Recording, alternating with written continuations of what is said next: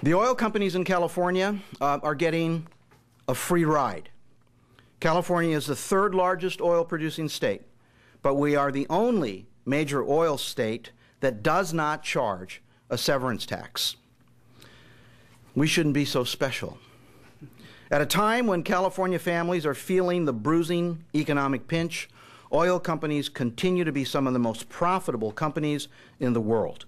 The state's budget crisis has caused our classrooms to become more crowded, the number of police and firefighters to be reduced, care for the disabled and elderly to be cut, community clinics closed, the Office of AIDS cut in half, student fees increased, state parks threatened with closure, and numerous other cutbacks that affect all Californians.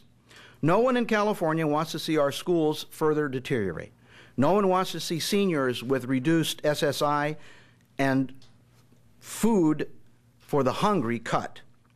It is time to stop doing cuts-only budgets. Californians are suffering.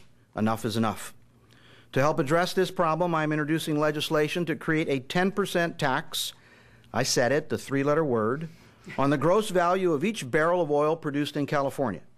This will result in approximately $1.5 billion in annual revenues that could be available for public safety, education, health and human services, state parks, and other vital programs at a time when Californians need them most.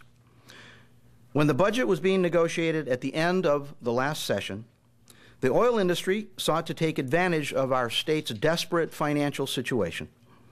They pushed to allow a single oil company to bypass environmental review and permit the first new drilling in state waters since 1969.